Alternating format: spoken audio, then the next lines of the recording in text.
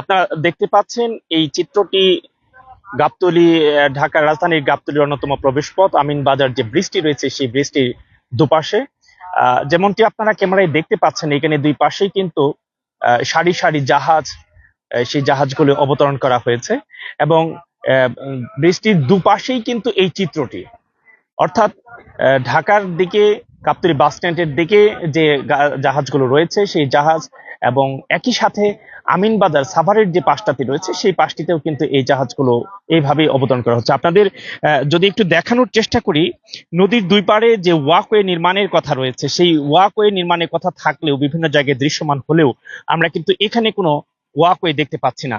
যে ওয়াকওয়েটি ছিল সেটির অবস্থাও কিন্তু যে ভঙ্গুর অবস্থা, সেটি আপনাদেরকে একটু যদি কাছ থেকে দেখানোর চেষ্টা করি তাহলে এখানে কিন্তু এই পর্যন্ত এসে ভেঙে গিয়েছে, এখানে এটা চলাচলের কোনো অবস্থা নাই।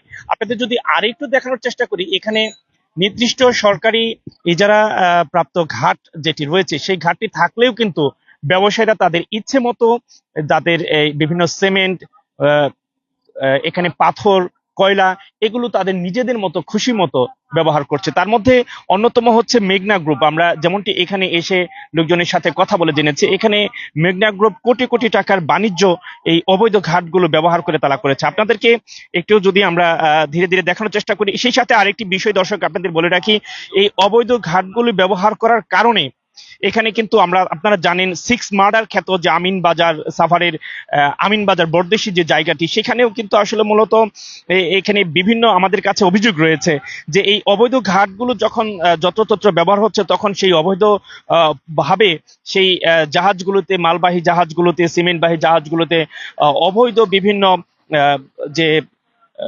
মাদক রয়েছে, সেই মাদক, ফেন্সিডিল, এই ধরনের জিনিসগুলো কিন্তু এই নদী পথে অপরাধীরা সহজেই তারা যাতায়াত করতে পারে, আনতে পারে। আমরা আপনাদের সাথে সরাসরি যুক্ত আছি রাজধানীর তুরাগ নদীর পাড় থেকে গাবতলী এলাকায়।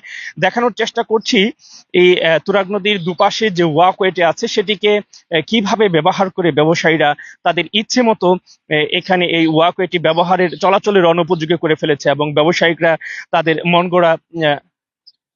মন গড়া ভাবে জাহাজগুলোকে পিড়ে নদীর এক পাশে ভিড়িয়ে তাদের যত্রতত্র অবৈধভাবে তারা এগুলোকে ব্যবহার করছে। আপনাদেরকে এখানেও এই আরেকটি যে জাহাজ থেকে মাল নামানোর যে ঘাট রয়েছে সেই ঘাট ছাড়া আরেকটি জায়গা তাদের ইচ্ছে মতো করার আমরা আপনাদেরকে একটু দেখানোর চেষ্টা করছি। ঠিক এইভাবেই যত্রতত্র যেখানে সেখানে জাহাজ থেকে মাল নামানোর জন্য কিন্তু তারা ঘাটলা নিজেদের মতো করে ব্যবহার করছে এবং এই সমস্ত জাহাজে যেরকমটা পাথর আসছে, কয়লা আসছে, ঠিক সেই কয়লার সাথে সাথে বিভিন্ন অবৈধ যে জিনিসগুলো সেগুলো কিন্তু আসছে, এরকমটা আমাদের কাছে লোকাল যারা রয়েছে তাদের সাথে কথা বলে আমরা জানতে পেরেছি। এই জাহাজগুলোকে কিন্তু বেঁধে রাখার জন্য এইভাবে এই ওয়াকওয়ের মাঝখানে বিশাল বড় বড় যে রশিগুলো রয়েছে সেই রশিগুলো দিয়ে আটকে দেওয়া হয়েছে এবং শতভাগ এখানে এই রাস্তাটিকে এই ব্যবসাদের দখলে রাখা হয়েছে। এটি হচ্ছে ওয়াকওয়ে, সেই ওয়াকওয়েটি কিন্তু ব্যবহার করে এখানে এই ভেকু দিয়ে তারা তাদের নদীর এক পাশ থেকে মালগুলো কিন্তু নামানোর চেষ্টা করছে। আপনাদেরকে যদি একটু দেখাই, এখানে জাহাজটি রয়েছে নদীর মাঝখানে এবং সেই মাঝখান থেকে এখানে তারা লিভার ব্যবহার করে এখানে ওয়াকওয়েটিকে অবৈধভাবে ব্যবহার করে তারা সেই মালামালগুলো জাহাজ থেকে নামাচ্ছেন।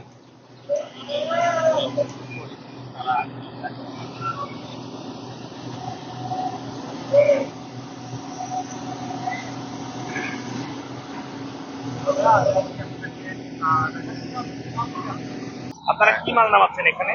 কয়লা না, মূলত নির্দিষ্ট ঘাট এইটাই। এইখানে ড্যাম হইতেছে, অপর পাশে কোম্পানির মাল এইখান থেকে মাল বিক্রি হইয়া বিভিন্ন জায়গায় চলে যাচ্ছে। কিন্তু আপনাদের এখানে কোম্পানির সুবিধা হয় এখান থেকে নামাইলে? হ্যাঁ হ্যাঁ, কোম্পানির সুবিধা হয় এখান থেকে। আপনাদের কোনো অনুমোদন দেওয়া হয়েছে এখানে পারমিট? হ্যাঁ অবশ্যই, প্রডিউস আছে চিটাং বন্দর থেকে। এখানে বন্দর, এখানে ঘাটটা কোথায়? এই যে ঘাটটা কোথায়? এইটাই ঘাট। এটা কোনো ঘাট না, এটা তো নদীর পাড়। নদীর পাড় তো আর ঘাট হতে পারে, ঘাট একটা নির্দিষ্ট জায়গায় থাকে। সেটা শিওর বলতে পারি। আচ্ছা, আপনি এখানে কি কাজ করেন? আমি মূলত এই জাহাজের স্টাফ। আপনার কাছে মনে হচ্ছে না যে ওয়াকওয়ে এটা বন্ধ করে এখানে একটা ডাইভারশন করে? হ্যাঁ, এটা রাস্তা বন্ধ করে, এটা অন্যায় না এটা? হ্যাঁ রাস্তা বন্ধ করে কাজ করে, এটা তো অন্যায় অবশ্যই। ধন্যবাদ। দর্শক, আসলে যেমনটি শুনছিলেন, অন্যায়ভাবেই কিন্তু এইভাবে তারা নদীর যে ওয়াকওয়েটা আছে সেটি ব্যবহার করে এই কোম্পানিগুলো তারা তাদের মতো স্বেচ্ছাচারিতায় গা ভাসিয়ে দিয়ে তারা এই ব্যবসা বাণিজ্য করছে। দর্শক, নদীর এই পাড়ে যেমনটি জাহাজ আপনারা দেখতে পাচ্ছেন, ঠিক ওই পাশেও কিন্তু একইভাবে সেই জাহাজগুলো থেকে মালামাল নামানো হচ্ছে। এগুলো কিন্তু দিনে দুপুরে বিভিন্ন সময় হচ্ছে প্রশাসনের নাকের ডগায়, কিন্তু প্রশাসনকে আমরা সেরকম ভাবে কোনো উদ্যোগ নিতে কিন্তু আমরা এখন পর্যন্ত দেখিনি। তাদেরকে সাথে যুক্ত আছে আমি সিরাজুল ইসলাম, দেখানোর চেষ্টা করছি কিভাবে তুরাগ নদীর দুই পার অবৈধভাবে ব্যবহার করে ব্যবসায়ীরা কোটি কোটি টাকার বাণিজ্য করছেন।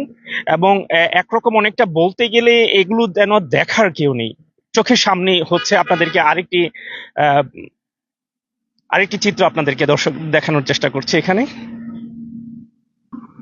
দেখতে পাচ্ছেন একদম ওয়াকওয়ের উপর সরাসরি ওয়াকওয়েটি ব্যবহার করে এখানে ওয়াকওয়ের যে পাশের যে দেয়াল রয়েছে সেই দেয়ালটি কিন্তু এখানে এই পর্যন্ত এসে শেষ হয়ে যায়নি, এটাকে ভেঙে ফেলা হয়েছে। এবং ভেঙে ফেলে সেই কয়লার যে জাহাজ রয়েছে সেই কয়লার জাহাজ থেকে এখানে কয়লা নামানো হচ্ছে। আপনারা দেখতে পাচ্ছেন আমাদের ক্যামেরার এই মুহূর্তে কিভাবে এই তুরাগ নদীর পাড়টিকে যেন তেন ভাবে ব্যবহার করে তারা নির্দিষ্ট ঘাট বেঁধে রেখে যার যার মতো করে জাহাজ থেকে মাল নামাচ্ছেন। আপনারা তো দুই পাশে ছিল, ওটা ভেঙে ফেলছেন, ভেঙে ফেলে তারপরে আপনারা আপনাদের সুবিধার জন্য এইভাবে করেছেন। সরকারি এই স্থাপনা ভাঙা এই ওয়াকের ওয়াল, সেটা কি বৈধ না অবৈধ? অবৈধ, কিন্তু আমরা তো টাকা দিয়ে নিচি ঘাটটা, এটা টাকা দেওয়া। কাকে কাকে টাকা দেন এখানে, কাকে টাকা দেন? বিআরডব্লিউ কে কি আপনারা এখান থেকেও টাকা নেন? এখান থেকে টাকা নেয়।